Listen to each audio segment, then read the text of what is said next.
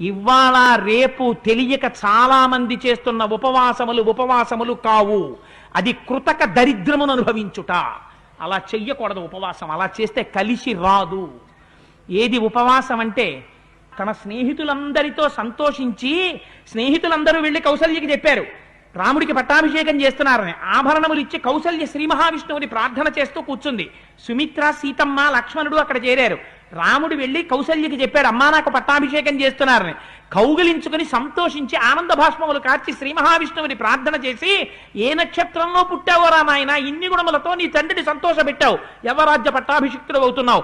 నేను కౌసల్యనైనందుకు, జ్యేష్ఠ భార్యనైనందుకు కృతార్థురాలనయ్యానంది కౌసల్య. ఇంత సంతోషించాడు. లక్ష్మణ, నేను యవరాజ్య పట్టాభిషేకం చేసుకుంటే నీకు యవరాజ్య పట్టాభిషేకం జరిగినట్టే, అన్ని సుఖాలు అనుభవించన్నాడు. వచ్చి స్నేహితులందరినీ పంపించిన తరువాత స్నానం చేసి పూజాగృహంలో ప్రవేశించి హవిస్సుని తల మీద పెట్టుకుని తీసుకొచ్చి శ్రీ మహావిష్ణువుకి హవిస్సులు ఇచ్చారు. అగ్నిలో ఇచ్చి మిగిలిపోయినటువంటి హవిస్సుని తాను తిన్నాడు. ఇవాళ చాలా మంది దృష్టిలో అన్నం మానేయడం ఉపవాసం. అది ఉపవాసం కాదు, అశనము. నువ్వు ఒక జన్మలో వేరొకరికి పెట్టలేదు కనుక ఈ జన్మలో తినక దరిద్రం అనుభవిస్తున్నావు. కడుపు నిండా తినేస్తే కన్ను పడిపోతుంది కాబట్టి కన్ను పడిపోనంత సాత్వికమైన పదార్థం శరీరం నిలబడడానికి కావలసినంత ఈశ్వరానుగ్రహంగా తిని ఆ ఓపికతో శరీరం అద్యంకులకి ఇది ధర్మ సాధనం కాబట్టి భగవదారాధనం చెయ్యడం ఉపవాసము.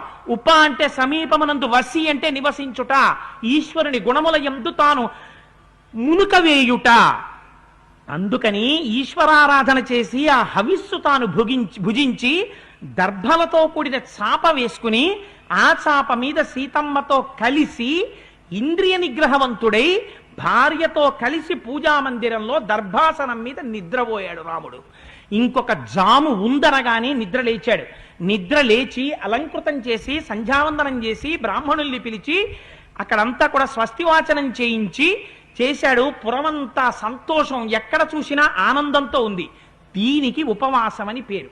ఇవాళ రేపు ఉపవాసం అంటే ఎంత భ్రష్టు పట్టిందంటే, ఒళ్ళు ఊగిపోతున్నా, ఒంటి నిండా షుగర్ ఉన్నా, అలా ఉండకరా చచ్చిపోతావని డాక్టర్ చెప్పినా భగవంతుడి పేరు చెప్పి తినకపోవడం పెద్ద సర్టిఫికెట్ అయిపోయింది.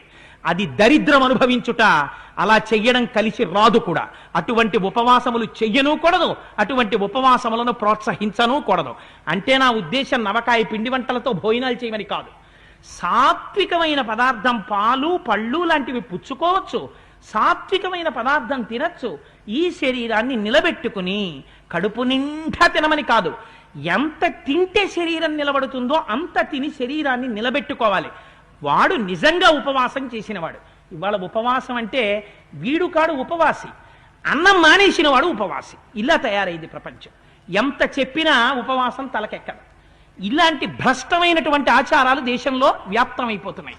రామాయణం చూపించింది ఉపవాసం చేయడం ఎలాగో.